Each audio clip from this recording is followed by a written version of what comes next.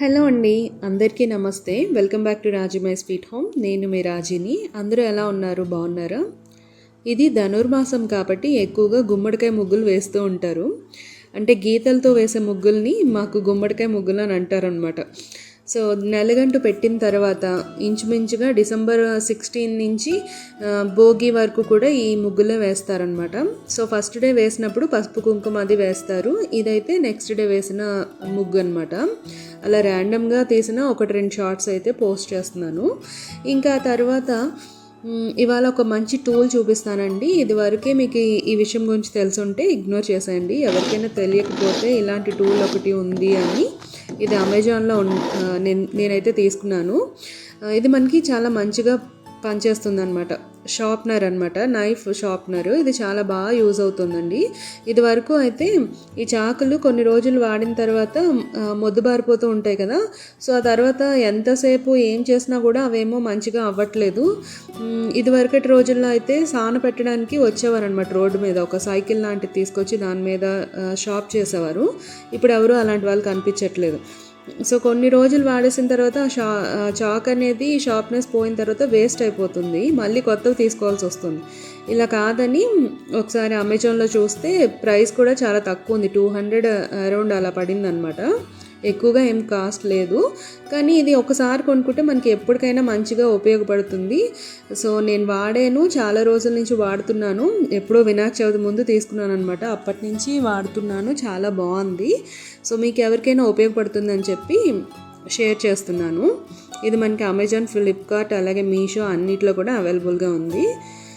So morning అయితే ఆ పని చేశానమాట. షాప్ చేస్తున్నాను. ఇంట్లో ఉండే చాకులన్నీ కూడా చాలా రోజుల నుంచి పెడదాం అని అనుకుంటాను. ఇంట్లో ఉన్న ప్రోడక్ట్ అయినా కూడా ఒక్కోసారి బద్ధకం వచ్చేస్తూ ఉంటుంది పనుల్లో పడి. సో ఇవాళ అయితే షాప్ చేసుకున్నాను. ఇంకా తర్వాత నేను పెద్దగా వీడియో ఏం తీయలేదు. ఇంకా నైట్ డైరెక్ట్గా డిన్నర్లోకి ఒక రెసిపీ చేస్తున్నాను అనమాట. సో అది నేను మీతో షేర్ చేసుకుందామని ఇప్పుడు డిన్నర్ కోసం చేస్తున్న రెసిపీస్ని షూట్ చేస్తున్నా. అది నేను మీతో షేర్ చేసుకుంటా. ఫస్ట్ అయితే ఇవాళ చపాతీ చేద్దాం అనుకుంటున్నాను డిన్నర్లోకి. ప్రతిరోజు కూడా రైస్ అయిపోతుంది, కొంచెం వెరైటీగా చపాతీ చేద్దాం అనుకుంటున్నా. ఇంకా ఇందులోకి కర్రీ వచ్చేసి మేతి మటర్ మలై అనమాట. ఇది చాలా రోజుల క్రితం చేశాను, ఈ మధ్యకాలంలో మళ్ళీ చేయలేదు. ఎందుకంటే ఇది టూ మచ్ ఫ్యాట్ అనమాట. సో ఎక్కువగా మనం రెగ్యులర్గా తింటే ప్రాబ్లం అవుతుంది. సో 6 monthsకి అలా ఒకసారి తింటే పర్వాలేదు. ఇంట్లో మలై ఉందనుకోండి, క్రీమ్, అది కొంచెం బెటర్ అనమాట. బట్ నేనేంటంటే బయట నుంచి తెప్పించాను, సో ఎక్కువ క్వాంటిటీలో కావాల్సి వస్తుందని. ఇంకా అదేంటంటే క్రీమీ స్ట్రక్చర్ ఉంటుంది కాబట్టి బాగుంటుంది. సో అమూల్ క్రీమ్ ఉంటుంది కదా, సో అదైతే నేను తీసుకున్నాను. మామూలుగా ఈ కూర చేసుకోవాలి అంటే ఇంట్లో క్రీమ్ అయినా వాడుకోవచ్చు అనమాట. సో ఫస్ట్ అయితే నేను చపాతీ పిండి కలిపేస్తున్నాను. విష్ణుని అత్తయ్యగారు మావయ్యగారు వాళ్ళు చూసుకుంటున్నారు. సో నా పని అయితే నేను తొందరగా కంప్లీట్ చేసేసుకుని వాడి దగ్గరికి వెళ్ళాలన్నమాట. ఇంకా చపాతీ పిండి ముందు కలిపేసుకుని పెట్టేసుకున్నాను అనుకోండి, కూర అదంతా రెడీ అయ్యేసరికి ఎలా లేదన్నా ఒక 30 to 45 minutes అలా పడుతుంది. ఎందుకంటే అటు ఇటు తిరుగుతూ అవి ఇవి చేసుకుంటూ ఉంటాం కాబట్టి. సో అది ఈలోగా పిండి నానుతుంది కాబట్టి మెత్తగా వస్తాయి మనకి చపాతీలు, లేదంటే చాలా గట్టిగా వస్తాయి. అప్పటికప్పుడు చపాతీ పిండి కలిపితే నాకు ఎప్పుడు గట్టిగా వచ్చేస్తుంది అనమాట. అందుకు ఇంచుమించుగా ఒక 1 or 2 hours ముందే కలుపుతాను. సో ముందు మనం ఈ చపాతీ కలిపేసుకున్నాం అనుకోండి, హ్యాపీగా పక్కన పెట్టేస్తే అది మంచిగా నానుతుంది అనమాట. ఇందులో నేను కొంచెం సాల్ట్, అలాగే ఒక స్పూన్ వరకు పంచదార వేసాను. పంచదార వేస్తే అలా బాగుంటుందని ఎవరో చెప్పారు. సో ఫస్ట్ నుంచి అలా అలవాటు అయిపోయింది అనమాట. వేసుకుంటే వేసుకోవచ్చు, లేకపోతే లేదు. ఇంకా ఇక్కడైతే పిండి మంచిగా కలిపేసుకున్నాను. ఎప్పుడు కూడా పిండి మన చేతికి అలాగే ఈ బౌల్కి అంటుకోకుండా ఉంటే అది కరెక్ట్గా మనకి కొలత కుదిరింది అని అర్థం అనమాట. సో చపాతీ పిండి మంచిగా కలిపేమో అని అర్థం. అదే మన చేతికి అంటుకుపోయి గిన్నెకు కూడా అంటుకుపోతే ఖచ్చితంగా లూజ్ అయిపోయిందని, ఒకవేళ గట్టిగా అయిపోతే గట్టిగా మనకి రాళ్ళల్లా వస్తాయని అంటారు. సో కరెక్ట్గా మనకి కుదిరింది పిండి అని అనుకుంటే కనుక చేతికి ఇంకా బౌల్కి అంటుకోకుండా వస్తే అది మంచిగా సెట్ అయినట్టు అనమాట. సో ఇక్కడైతే చపాతీ పిండి కలిపేసుకున్నాను. ఆ తర్వాత ఈ కూర కోసం ఒక పేస్ట్ రెడీ చేసుకుంటున్నాను. దానికోసం కొంచెం ఉల్లిపాయ ముక్కలు, అల్లం, వెల్లుల్లి, అలాగే నానబెట్టిన జీడిపప్పు, తర్వాత టమాటో వేసాను. చాలామంది ఇందులో అసలు టమాటో వేయరు అనమాట. నార్మల్గా కొంచెం మూకుడులో ఆయిల్ వేసి ఉల్లిపాయ ముక్కలు, అలాగే అల్లం, వెల్లుల్లి, తర్వాత హోల్ గరం మసాలా దినుసులు ఉంటాయి కదా, వాటిని వేసేసి మంచిగా ఒకసారి వేయించుకుని ఆ తర్వాత గ్రైండ్ చేసుకుని ఆ పేస్ట్ని యూస్ చేస్తారు. కాకపోతే ఇక్కడ నాకు తొందరగా అయిపోవాలి, ఎక్కువ పని పెట్టుకోకూడదని నేను ఫస్టే దాన్ని అయితే పేస్ట్ చేసేసాను పచ్చిగా. ఆ తర్వాత కొంచెం మూకుడులో నెయ్యి వేసుకున్నాను. నెయ్యి ప్లేస్లో మీరు బటర్ వేసుకోవచ్చు, ఆయిల్ కూడా వేసుకోవచ్చు. ఈ కూర ఏంటంటే మనకి స్పైసీగా ఉండదన్నమాట, కమ్మగా ఉంటుంది. సో ఇది నా వెర్షన్లో నేను చేస్తున్నాను. మనకి మంచిగా యూట్యూబ్లో చాలా ఛానల్స్ మంచిగా ఉంటాయి కదా, విస్మయ్ ఫుడ్ కానీ, అలాగే మనకి నార్త్లో కూడా చాలా మంచి ఛానల్స్ ఉన్నాయి. వాళ్ళైతే చాలా అథెంటిక్ రెసిపీ లాగా చేశారనమాట. బట్ నాకు అలా కుదరదు. సో నాకు ఇంట్లో ఉండే వాటితోటి నా వెర్షన్ నేను అలా ట్రై చేస్తూ ఉంటాను. సో ఫస్ట్ అయితే కొంచెం గీ వేసుకున్నాను నేను. ఆ తర్వాత అందులోని హోల్ గరం మసాలా దినుసులు ఉంటాయి కదా, అన్నీ వేయలేదులేండి, కొన్ని లవంగాలు, దాల్చిన చెక్క, అలాగే ఇలాచీ వేసాను. ఇలాచీ దీనికి ఖచ్చితంగా వేయాలన్నమాట. ఇది కొంచెం కమ్మగా ఉంటుంది కాబట్టి ఆ స్వీట్నెస్ మనకి మంచిగా ఫ్లేవర్ బాగా తెలియడం కోసం ఇలాచీ వేసుకుంటాము. సో మంచిగా వేయించేసుకున్నాక అందులోని కడిగి పెట్టేసుకున్న మెంతికూరని వేసుకున్నాను. నేను ఒక 2 కట్టలు అయితే తీసుకున్నాను. మెంతికూరని కొంచెం బాగా వేయించుకోవాలన్నమాట, ఆ పచ్చివాసన పోయే వరకు వేయించుకోవాలి. ఇది కట్ చేసి వేస్తే మనకి తాడుల్లాగా అంటే తీగల్లాగా రాకుండా మంచిగా ఉంటాయి. ఇక నేను కట్ చేయకుండా డైరెక్ట్గా అయితే వేసేసాను ఆకుని. అది కొంచెం వేగిన తర్వాత అందులోని గ్రీన్ పీస్ అయితే వేసుకున్నాను. ఇవి నిన్ననే మా హస్బెండ్ తీసుకొచ్చారు. కిలో 60 రూపీస్ అంటే తీసుకురమ్మన్నా అనమాట. ఈ సీజన్లో ఎక్కువ వస్తూ ఉంటాయి కదా, ఇవి నేను ఒలిచి పెట్టుకుంటాను.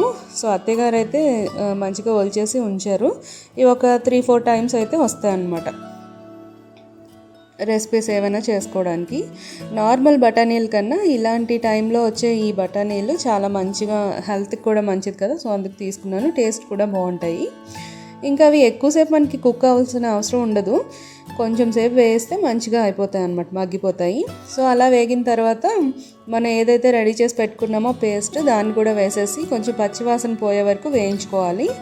అలా వేగిన తర్వాత దాంట్లోనే నేను కొంచెం గరం మసాలా, కొంచెం కారం వేసాను. యాక్చువల్గా ఇందులో కారం వేయరు, పచ్చిమిర్చి వేస్తారు. అది కూడా పేస్ట్ చేసినప్పుడు పచ్చిమిర్చి వేసేస్తారనమాట. చెప్పాను కదా కూర అంతా కమ్మగా ఉంటుందని. ఇలా కారం వేసుకుంటే మనకి కలర్ మారిపోతుంది, అలాగే కొంచెం స్పైసీగా ఉన్నట్టు కూడా అనిపిస్తుంది. కానీ చెప్పాను కదా ఇది నా వెర్షన్లో చేస్తున్నానని. సో లక్కీ వాళ్ళు ఏంటంటే మరీ కమ్మగా ఉన్నా కూడా తినదనమాట, అందుకు దానికోసం కొంచెం అలా ఇవన్నీ కూడా యాడ్ చేశాను.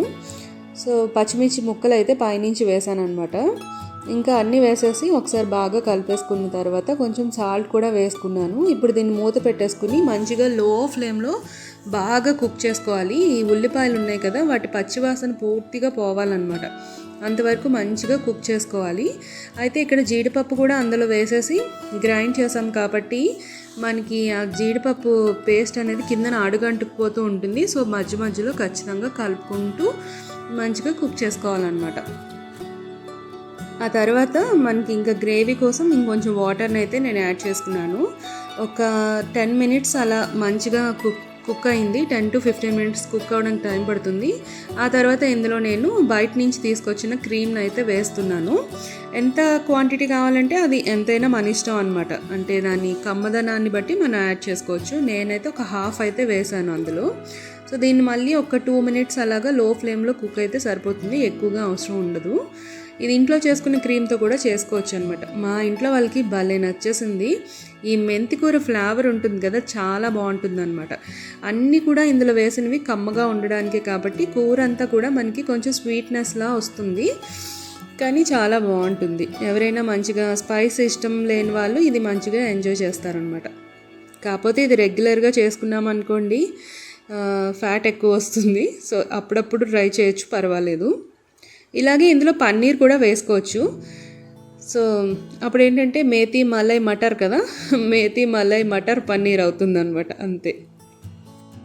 ఆ తర్వాత అయితే ఇంకా చపాతీలు రెడీ చేసేసుకుంటున్నాము. లక్కీ అయితే ట్యూషన్ నుంచి వచ్చేసింది. సో ఫస్ట్ దానికి ఇచ్చేస్తే తినేసి కొంచెం దాని పనులు ఏమైనా ఉంటే చేసేసుకుని తొందరగా పడుకోబెట్టేస్తున్నాము. మార్నింగ్ మళ్ళీ లేవాలన్నమాట.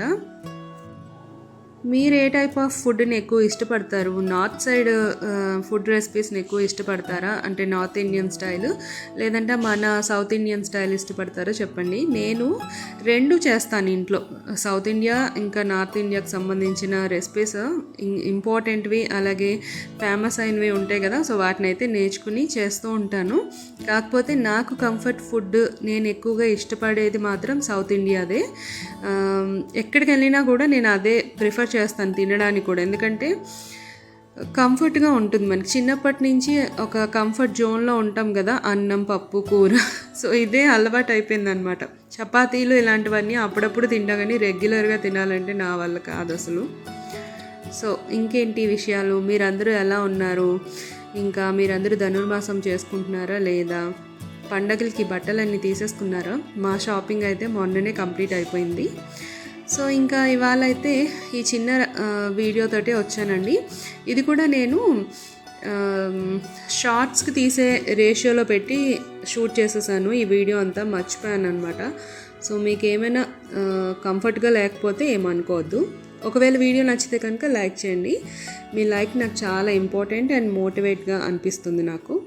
సరే అండి, ఉంటాను. ఇంకా బాయ్ బాయ్. మరొక మంచి వ్లాగ్తో మళ్ళీ కలుస్తాను.